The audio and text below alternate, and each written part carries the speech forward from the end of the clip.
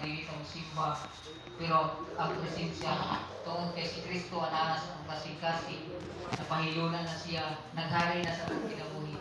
Dili gyud mahimo nga dili ka makasinati sa kayo sa Dios, sa presensya sa Dios.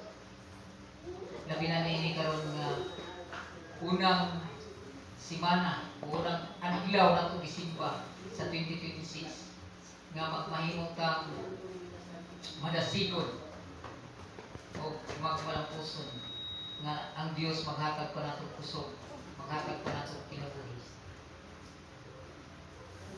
Makapadayon pa ta sa pag-alagad sa Dios. Muna nga ang Dios dili gyud biya nato. Muna nga nangingon siya nga nakaila ang Dios, nakaila ang Ginoo sa mga iya. Ug ang tanan nga nagsampit sa ngalan sa Ginoo, kinahanglan niya dili na magbuwag ugdan.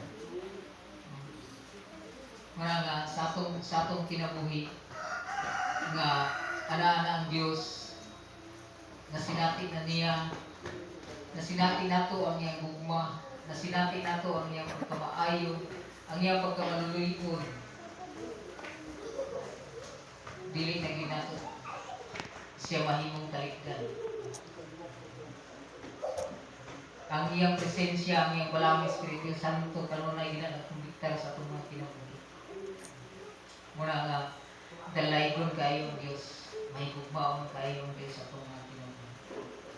Muna nga padayon siya nga nagpahilundog nga dili gid ka magpadaog sa mga kaluyag, sa mga kahilayan. Dili karon mga katapusang adlaw ang gihatag sa Dios kanang atong paningkamutan nga sa 2026 ang Dios magapanalangin kanatong tanan, labi na sa atong nasod, nga unta mabawi ang mga kasakitan na atong na sinati sa 2025. Ipasinati na ta sa Dios. Grabe ang pagkuyog, grabe ang mga pagsulay nga may sa atong kinabuhi. Apan makita gyapon nimo mga tao wala jud. Mura nga sa kinabuhi sa Israel, usa na siya gihimo nga parang ingnan nato. Nga kung kita magmasupilon diya sa Ginoo, dili gyud siya sa pagpanuko, sa pagkuha sa atong mga kinabuhi. Bisan pag Ginoo diya ang katawhan. Pero kung mahimo gyud nga magmasupilon ta sa Ginoo, dili maluoy gyud ang Ginoo sa buhat nga musilot sama sa gibuhat niya ng pura ug sa iyang banay sa kaliwatan. No?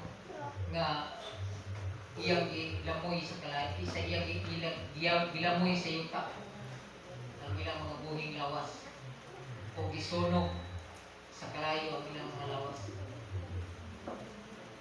Mga lisod kaayo kung kita mahimong masupilon, mahimo ta nga sila ang gihimo nga matingnan isip mga Kristohano sa atong kinabuhi. Pero salamat sa Ginoo nga padayon siya nga mga sa atong mga kinabuhi. Padayon siya nga nagpanalangin sa atong mga kinabuhi. Padayon siya nga naghatag nato kadasig nga kalayo nga kadasig nga bisan pa sa mga pagsulay nga mabot sa atong mga kinabuhi, dili gyud ka madaog, dili ka madala. Muna nga padayon lang ka diya sa pagpangalagad sa buhit ng Diyos. Padayon lang ka bisan pa sa mga pagsulay nga mabot sa atong kinabuhi. Padayon lang ka.